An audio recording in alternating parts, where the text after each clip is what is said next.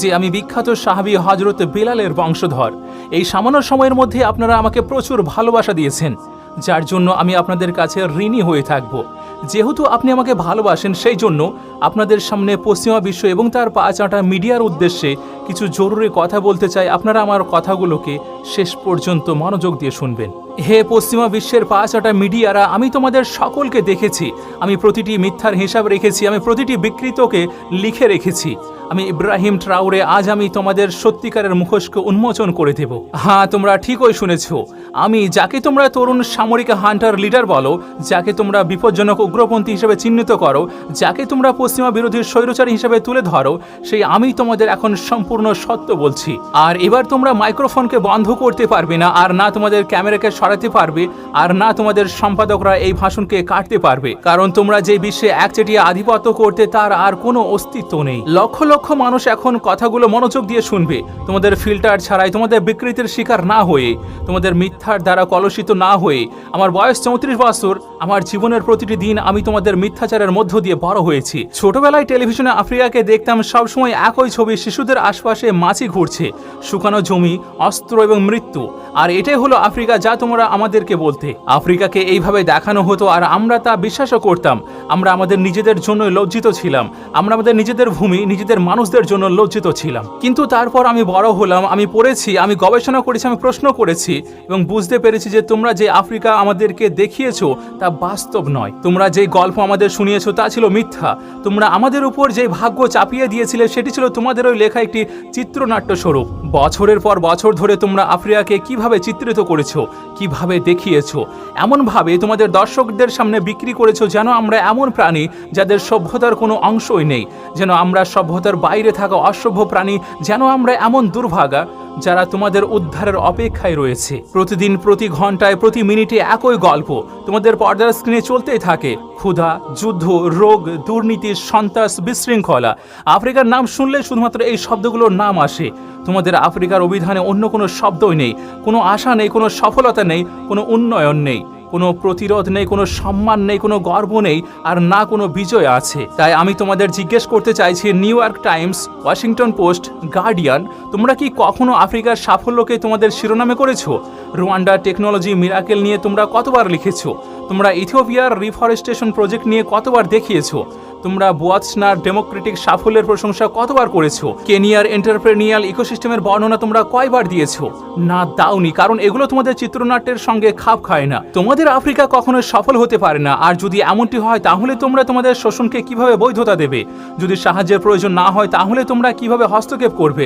যদি পিছিয়ে না থাকে, তাহলে তোমরা কিভাবে তাকে নিচু নজরে দেখবে? তোমরা কি কখনো নিজেদেরকে জিজ্ঞেস করেছো, কোনো সম্পাদক তার ডেস্কে বসে, কোনো নিউজ ডিরেক্টর তার মিটিংয়ে, কোনো কলামিস্ট তার কিবোর্ডে বসে ভেবেছে কেন বিশ্বের সবচেয়ে ধনী ভূমির মানুষ গরিব? এই নাও তোমাদের জন্য আসল পরিসংখ্যা, যা তোমাদের মাথা ঘুরিয়ে দেবে, যা তোমরা পৃথিবীবাসীকে লুকিয়ে রেখেছো।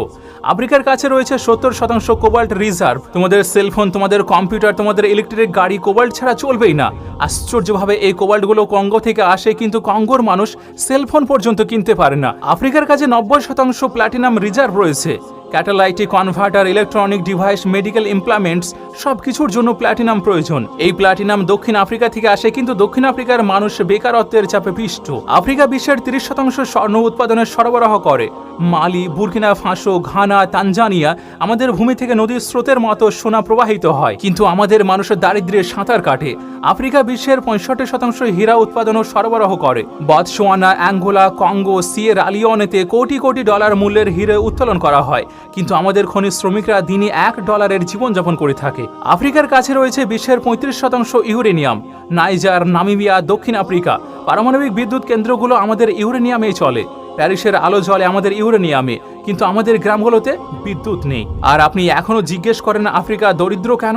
না, সঠিক প্রশ্ন হলো, আফ্রিকায় এত ধনী হয়েও কিভাবে দরিদ্র রাখা হলো? এই নিন আপনার উত্তর। উপনিবেশবাদ শেষ হয়নি, এটা শুধু রূপ পাল্টিয়েছে। আগে আপনি এসে আমাদের জমি দখল করতেন, এখন আপনি এসে কোম্পানি খোলেন। আগে আপনি জোর করে নিয়ে যেতেন, এখন আপনি চুক্তি করেন। আগে আপনি চাবুক দিয়ে শাসন করতেন, এখন আপনি ঋণ দিয়ে শাসন করেন। আমি আপনাকে বাস্তব উদাহরণ দিই, সংখ্যা, নাম, সাল সহ, কিন্তু আপনি এগুলো কখনোই লিখবেন না। গ্লেনকর সুইজারল্যান্ড ভিত্তিক খনির দৈত্য কঙ্গো থেকে কোবাল্ট উত্তোলন করছে। 2022 সালের রাজস্ব $256 বিলিয়ন, কিন্তু কঙ্গোকে দিয়েছে কর মাত্র $500 মিলিয়ন, অর্থাৎ 0.2%। এটাই কি ন্যায় বিচার? রিও টিন্টো ব্রিটিশ অস্ট্রেলিয়ান খনি সংস্থা গিনিতে বক্সাইট উত্তোলন করে, প্রতি বছর 2 কোটি টন উত্তোলন করে। কিন্তু গিনির জন্য কি থাকে? পরিবেশ দূষণ আর ক্যান্সার। টোটাল এনার্জি ফরাসি তেল কোম্পানি অ্যাঙ্গোলা, নাইজেরিয়া, কঙ্গোতে তেল উত্তোলন করছে। 2022 সালের মুনাফা $36 বিলিয়ন। আফ্রিকায় তাদের বিনিয়োগ নোংরা পাইপলাইন। অ্যাংলো আমেরিকান দক্ষিণ আফ্রিকায় প্রতিষ্ঠিত, কিন্তু হীরা, প্ল্যাটিনাম, লোহা এখন সবকিছু নিয়ে যাচ্ছে লন্ডনে।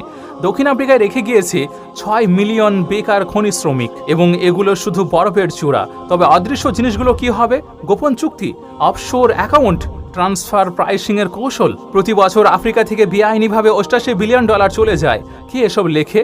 প্রতি বছর আফ্রিকা $45 বিলিয়ন সাহায্য পায়, এটাই সবাই লেখে। কিন্তু কেউ বলে না আফ্রিকা সাহায্যপ্রাপ্ত মহাদেশ নয়, আফ্রিকার সাহায্যদাতা মহাদেশ। আপনারা যখন ক্যামেরা জুম করেন ফুলে ওঠা পেটের দিকে, পিছনে একটি বিশাল ব্যবস্থা নীরবে কাজ করে থাকে। প্রতিদিন টনের পর টন হীরা, সোনা, কোবাল্ট, ইউরেনিয়াম, তেল আমাদের ভূমি থেকে চলে যাচ্ছে। কিন্তু কিভাবে? এই হলো সেই ব্যবস্থা। স্টেপ 1, দুর্নীতি সৃষ্টি করুন, আমাদের নেতাদের ঘুষ দিন, অফশোর অ্যাকাউন্ট খুলুন, তাদের বিলাসিতার স্বপ্ন দেখান, তাদের সন্তানদের আপনার স্কুলে পাঠান। স্টেপ 2, চুক্তি করুন, 50 বছরের 99 বছরের চুক্তি নিন। কর ছাড় চান, পরিবেশগত বিধি থেকে ছাড় চান, শ্রমিক অধিকারের তোয়াক্কা করবেন না। স্টেপ 3, অবকাঠামোর নিয়ন্ত্রণ নিন, বন্দর, বিমানবন্দর, রেল লাইন দখল করুন, কিন্তু শুধু খনি থেকে বন্দর পর্যন্ত। গ্রামের দিকে রাস্তা বানাবেন না, স্কুলে বিদ্যুৎ দেবেন না। স্টেপ 4, নিরাপত্তা দিন, প্রাইভেট নিরাপত্তা কোম্পানি তৈরি করুন, তাদের অস্ত্র দিন, বিক্ষোভ নিষিদ্ধ করুন। স্টেপ 5, মিডিয়াকে স্তব্ধ করুন, স্থানীয় সাংবাদিকদের কিনে নিন, বিরোধী কণ্ঠরোধ করুন, অভ্যন্তরীণ অশান্তির খবর আন্তর্জাতিক মিডিয়াতে ছড়িয়ে দিন। এইভাবেই এই ব্যবস্থা চলে। এটা গত 100 বছর ধরে চলে আসছে, আর আপনি এই ব্যবস্থাকে দেখেন না, আপনি দেখতে চান না, কারণ আপনিও এই ব্যবস্থার অংশ। নিউ ইয়র্ক টাইমস, CNN, বিবিসির সবচেয়ে বড় বিজ্ঞাপনদাতা কারা? তেল কোম্পানি, খনি কোম্পানি, অস্ত্র কোম্পানি, ওষুধের সিন্ডিকেট, যারা আফ্রিকাকে শোষণ করে। আপনি তাদের টাকায় বাঁচেন, আপনি তাদের স্বার্থ রক্ষা করেন। আর এখন আমি যা বলতে যাচ্ছি তা হয়তো আমাকে আমার জীবন দিয়ে দিতে হতে পারে, কিন্তু এখন আর চুপ করে থাকার সময় নয়। আফ্রিকায় ফ্রান্সের ব্যবস্থার নাম হলো CAA ফ্রাঙ্ক। 14টি আফ্রিকান দেশ এখনও ফরাসি ঔপনিবেশিক মুদ্রা ব্যবহার করে। এই দেশগুলোর কেন্দ্রীয় ব্যাংকের 50% রিজার্ভ ফরাসি ট্রেজারিতে জমা হয়। ফ্রান্স এই টাকায় নেতিবাচক সুদ আরোপ করে, অর্থাৎ আমরা আমাদের নিজের টাকা ব্যবহারের জন্য ফ্রান্সকে টাকা দিই। এই ব্যবস্থার মাধ্যমে ফ্রান্স প্রতি বছর আফ্রিকা থেকে $500 বিলিয়ন সম্পদ স্থানান্তর করে। এই নিয়ে কেউ কি লিখেছে? না, কখনোই না। কিন্তু যখন ফ্রান্স আফ্রিকাকে 10 বিলিয়ন ইউরো সাহায্য দেয়, তা হয়ে যায় শিরোনাম। ব্রিটেনের ব্যবস্থা আরও জটিল। লন্ডন হলো বিশ্বের মানি লন্ডারিং এর কেন্দ্র, সিটি অফ লন্ডন অফশোর স্বর্গ। আফ্রিকা থেকে চুরি হওয়া প্রতিটি পয়সা লন্ডনের মধ্য দিয়ে যায়। Jersey, Guernsey, কেইমান islands, virgin islands সবই ব্রিটিশ নিয়ন্ত্রণাধীন। আফ্রিকার সম্পদ সেখানে লুকিয়ে রাখা হয়। আমেরিকার ব্যবস্থা হলো আফ্রিকম, আফ্রিকা কমান্ডো। মহাদেশে 46টি সামরিক ঘাঁটি। সরকারের উদ্দেশ্য কি? নিরাপত্তা। আসল উদ্দেশ্য সম্পদের নিয়ন্ত্রণ। প্রতিদিন আমাদের আকাশে ড্রোন ওড়ে, সর্বত্র শ্রবণ যন্ত্র। তারা বলে সন্ত্রাসবাদের বিরুদ্ধে যুদ্ধ হচ্ছে, কিন্তু টার্গেট সন্ত্রাসীরা নয়, টার্গেট জনগণের নেতা। চায়না হলো এখন নতুন খেলোয়াড়। তারা বলে যে উইন উইন। তার জন্য তারা অবকাঠামো তৈরি করে, ঋণ দেয়, কিন্তু বিনিময়ে কি চাই? 99 বছরের বন্দর ইজারা, খনির অধিকার, কৃষি জমি, ঋণের ফাঁদ, কূটনীতি। শ্রীলঙ্কাকে জিজ্ঞেস করুন, জাম্বিয়াকে জিজ্ঞেস করুন। আর আপনি এই সব কিছু লেখেন না কেন? কারণ আপনি স্বাধীন সংবাদ মাধ্যম নন, আপনি কর্পোরেট সংবাদ মাধ্যম। আপনার মালিকেরা হলো billionaire. Jeff Bezos Washington Post কিনেছেন কেন? সে কি সাংবাদিকতা ভালোবাসে? রুপার্ট মার্ডকরের মিডিয়া সাম্রাজ্য, Fox News, Wall Street Journal, the Sun, the Times সব একই হাতের মালিকানাধীন। সবই একই বার্তা দেয়, পশ্চিমারা ভালো, অন্যরা খারাপ। আর যারা যারা আমার এই কথাগুলোকে শুনছেন তারা এটা মনে রাখবেন, হয়তো এর জন্য আমার প্রাণও যেতে পারে। কারণ এর আগেও মুসলিম বিশ্বের বড় বড় নেতারা সামনে এসেছিল, পশ্চিমা শক্তির বিরুদ্ধে দাঁড়িয়েছিল, কিন্তু তাদের শেষ পরিণতি খুবই ভয়ঙ্কর হয়েছিল।